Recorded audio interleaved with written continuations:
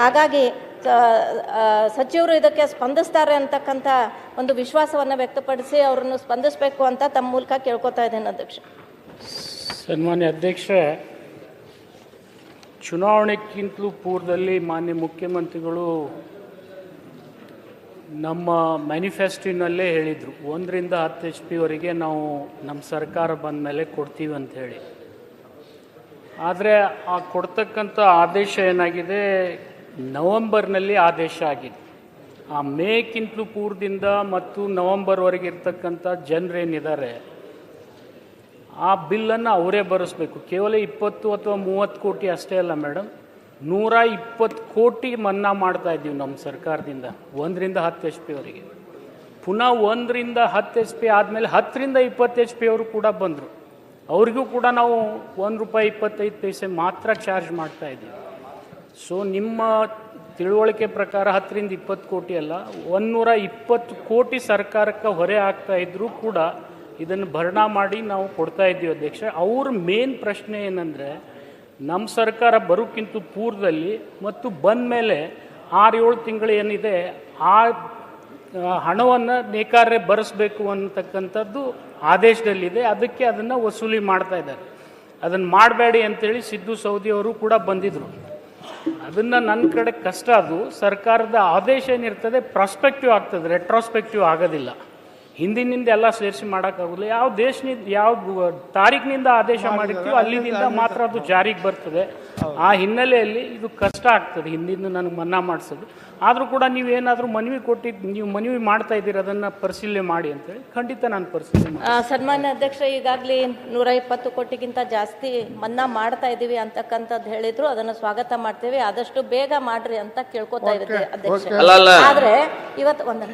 ಆದ್ರೆ ಇವತ್ತು ನಮ್ಮ ನೇಕಾರರೆಲ್ಲರೂ ಕೂಡ ₹1.25 ರೆಗ್ಯುಲರ್ ಆಗಿ ಕಟ್ತಾ ಬಂದಿದ್ದಾರೆ. ನಡುಗಡೆ ಏನು ಒಂದು 7-8 ತಿಂಗಳು ಡಿಲೇ ಆಗಿತ್ತು, ಅದರಿಂದ ಇವತ್ತು ಅವ್ರ ಲೈಟ್ ಕನೆಕ್ಷನ್ ಕಿತ್ತಿರೋದ್ರಿಂದ ಅವ್ರ ಜೀವಕ್ಕೆ ಎಷ್ಟು ಅಪಾಯ ಆಗ್ತಾ ಇದೆ. ಇವತ್ತು ಸುಸೈಡ್ ಮಾಡ್ಕೊಳ್ಳುವಂಥ ಪರಿಸ್ಥಿತಿ ಆ ನೇಕಾರರದಿದೆ ಅಧ್ಯಕ್ಷ.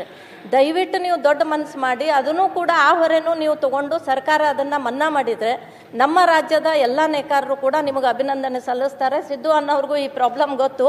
ಹಾಗಾಗಿ ನಾವು ಕೇಳ್ಕೊಳ್ಳೋದೇನು ಅಂತಂದ್ರೆ ಅದನ್ನು ಕೂಡ ಕನ್ಸಿಡರ್ ಮಾಡ್ರಿ ಅಂತ ಕೇಳ್ಕೊತೇವೆ. ಜಗಳಕ್ಕೆ ನಿಂತು ಬಿಡ್ತಾರೆ, ಹಂಗಾಗೋದಿಲ್ಲ ಅದು. ಅಲ್ಲ, ಸ್ವಲ್ಪ ನೀವು ಕುತ್ಕೊಳ್ಳಿ ಸರ್, ತಮ್ದಲ್ಲ ಅವ್ರದ್ದೇ ಇದೆ, ನಿಮ್ಮದು ಇದು ಇದೆ ಅನ್ನೋದು ನನಗೆ ಗೊತ್ತಿದೆ. ನಾನೇನು ಹೇಳ್ತಾ ಇದ್ದೀನಿ, ಯಾವುದೇ ಆದೇಶ ಆದರೆ ಅವತ್ತಿನಿಂದ ಮಾತ್ರ ಆಗ್ತದೆ. ಅದು ಹಿಂದಿನ ನಾವು ಮಾಡೋಕ್ಕಾಗೋದಿಲ್ಲ. ಅದನ್ನೇ ಅವ್ರದ್ದು ವಾದ ಇದೆ. ಅದು 7 ತಿಂಗಳ ಗ್ಯಾಪ್ ಏನಿದೆ ಅದನ್ನು ದಂಡ ಮತ್ತು ಕೊಡಬೇಕಾದಂಥ ಪಾವತಿ ಬಿಲ್ಲು ಕೂಡ ಸೇರಿಸಿ ವಸೂಲಿ ಮಾಡ್ತಾ ಇದ್ದಾರೆ ಅಂತೇಳಿ. ಆದರೆ ಅರ್ಧದಷ್ಟು ಜನ ಈಗಾಗಲೇ ತುಂಬಿಟ್ಟಿದ್ದಾರೆ. ಅದು ಸಿದ್ದು ಅವ್ರಿಗೂ ಗೊತ್ತಿದೆ, ತುಂಬಿಟ್ಟಿದ್ದಾರೆ. ಕೆಲವೊಬ್ಬರು ಮಾತ್ರ ತುಂಬಿಲ್ಲ. ಆದರೂ ಕೂಡ ನಾನೇನು ಹೇಳ್ತಾ ಇದ್ದೀನಿ, ನಾವು ಇನ್ನೊಮ್ಮೆ ಸೇರಿ ಮುಖ್ಯಮಂತ್ರಿಗಳಿಗೆ ಹೋಗಬೇಕಾದ್ರೆ ಒತ್ತಾಯ ಮಾಡೋಣ. ಯಾಕಂದರೆ ಆರ್ಥಿಕ ಇಲಾಖೆ ಅವ್ರು ನಿರ್ವಹಣೆ ಮಾಡ್ತಾರೆ, ನಾನು ಜವಾಬ್ದಾರಿ ತಗೊಳಕ್ಕೆ ಬರೋದಿಲ್ಲ. ಖಂಡಿತ ನಾನು ಪ್ರಯತ್ನ ಮಾಡ್ತೀನಿ. ತಾವು ಸೀನಿಯರ್ ಮಂತ್ರಿ ಇದ್ರಿ, ತಾವು ಹೇಳಿದ್ರೆ ಮುಖ್ಯಮಂತ್ರಿ ಕೇಳ್ತಾರೆ. ರಿಕ್ವೆಸ್ಟ್ ಮಾಡಿದ್ರೆ ಮುಖ್ಯಮಂತ್ರಿ 100% ಹೋಗ್ತಾರೆ. ನಿಮ್ಮನ್ನೇ ಕರ್ಕೊಂಡು 100 ಹೋಗ್ತಾರೆ, ನಮ್ಮ ಭರೋಸಾ ಇದೆ. ತಾವು ಕನ್ವಿನ್ಸ್ ಮಾಡಬೇಕು ಅಷ್ಟೇ ಅಧ್ಯಕ್ಷರೇ. ತಾವು ಕನ್ವಿನ್ಸ್ ಮಾಡಿದ್ರೆ ಕೆಲಸ ಆಗುತ್ತೆ. ನಿಜವಾಗಿ ಎಲ್ಲರಿಗೆ ತೊಂದರೆ ಆಗ್ತಾ ಇದೆ. ಹಿಂದಿನ ಸರ್ಕಾರ ಇವರಿಗೆ ಯಾವುದೇ 1ರಿಂದ 10 HP ಅವರಿಗೆ ರಿಯಾಯಿತಿ ಕೊಡಲಿಲ್ಲ. ನಮ್ಮ ಸರ್ಕಾರ ಪ್ರಣಾಳಿಕೆಯಲ್ಲಿ ಘೋಷಣೆ ಮಾಡಿರೋದ್ರಿಂದ ಮಾನ್ಯ ಮುಖ್ಯಮಂತ್ರಿಗಳ ಗಮನಕ್ಕೆ ತಂದ ಮೇಲೆ 1ರಿಂದ 10 HP ಅವರಿಗೆ ಫ್ರೀನೇ ಕೊಟ್ರಿ. ಫಿಕ್ಸ್ ಚಾರ್ಜಸ್ಸು, ಲೈನ್ ಚಾರ್ಜಸ್ ಮಾತ್ರ ಅವ್ರು ಕೊಡಲೇಬೇಕು. ಆ ಆದೇಶದಲ್ಲಿ ಅದು ಇದೆ. ಅದನ್ನು ಅವ್ರ ಪ್ರಶ್ನೆ ಇತ್ತು, ಇರಲಿ. ಬಟ್ ಅದಕ್ಕೆ 1ರಿಂದ 10 HP ಕೊಟ್ಟ ಮೇಲೆ 10ರಿಂದ 20 HP ಕೊಡೋಂದ್ರು. ಅದಕ್ಕೂ ಕೂಡ ₹1.25 ಕೊಟ್ಟಿದ್ದೀವಿ. ಎಲ್ಲ ಹೊರೆ ಸೇರಿ 120ರಿಂದ 130 ಕೋಟಿ ಬರ್ತಾ ಇದೆ. ಇನ್ನು ಕೆಲವೊಬ್ರು ಏನು ಏಪ್ರಿಲ್ನಿಂದ ನವಂಬರ್ವರೆಗೆ ಎಷ್ಟು ಜನ ಉಳಿದಿದ್ದಾರೆ ಅದನ್ನಷ್ಟು ಮನ್ನಾ ಮಾಡಿಸಿ ಅಂತ ಇದ್ದಾರೆ. ಅದನ್ನ ನಾನು ರೈಟ್ ಅಲ್ಲ ಮನೆ ಅಧ್ಯಕ್ಷರೇ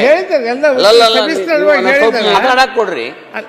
ಈಗ 2.5 ವರ್ಷ ಮೇಲ್ಪಟ್ಟ ಆಯ್ತಾ, ಅವ್ರು ನಿರಂತರ ಉದ್ಯೋಗ ಬಿಟ್ಟು ತಿರುಗಾಡತಾರ. ಅವರಲ್ಲಿ ಹೋಗಿದ್ರೆ ಮನೆಗೆ, ಬಿಜಾಪುರಕ್ಕೂ ಅವ್ರ ಮನೆಗೆ ಹೋಗಿ ಬಂದಾರ, ಅವ್ರು ಕೂಡ ಮೀಟಿಂಗ್ ಮಾಡಿ ಬಂದಾರ.